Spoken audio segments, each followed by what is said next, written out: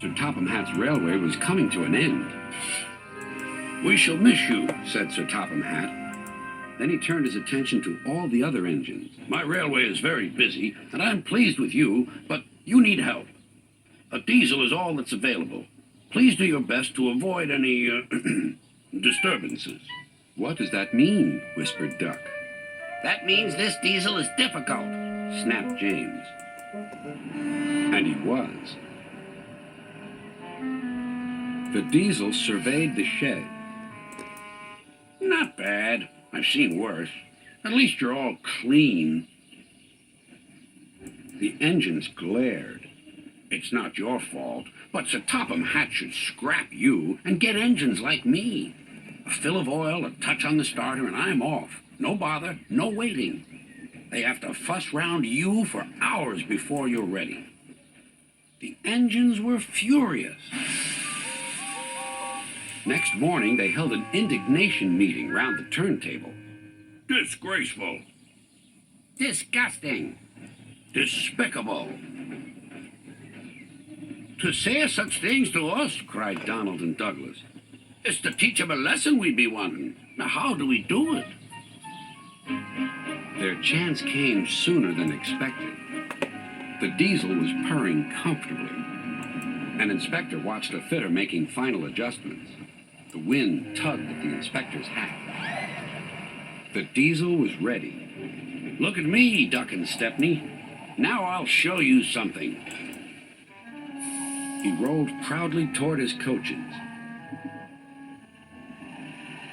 Then it happened.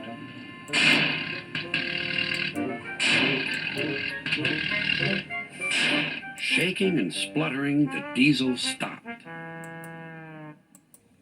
Meanwhile, the inspector was looking for his hat. The diesel seethed with fury as Duck and Stepney pushed him back to the shed. "My hat!" exclaimed the inspector. "You sucked it through your air intake." "Bother your hat. The heavy train's due out. You'll have to take it, Duck. Stepney, will you help, please?" "Thank you, sir," cried Stepney. "I'd like a good long run on my last day." The engines were soon ready. "Gordon will take over from halfway, so get the train to there. Good luck." "Don't worry," smiled Stepney. "We'll get there, and be early, too."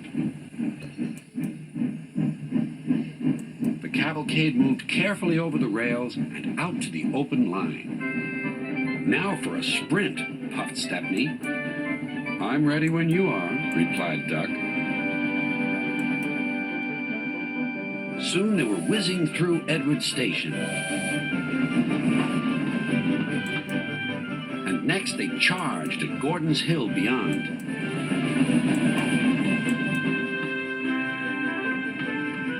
They felt the drag of the heavy coaches here. It was hard work.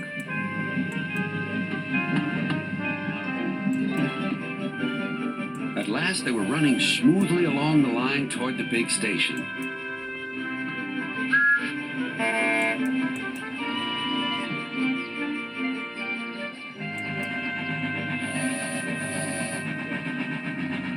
"Hello, you're early," said Gordon. "That's one in the headlamp for old Diesel.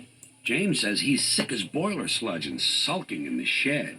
Serves him right for saying we're out of date." And Gordon chortled away. Next day, everyone came to say goodbye to Stepney.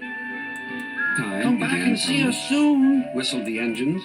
"And you are always welcome on my Bluebell Railway, too," replied Stepney. Then he puffed away. What about Diesel? He'd slipped out while no one was looking. But he left two things behind: a rather nasty smell and a battered bowler hat.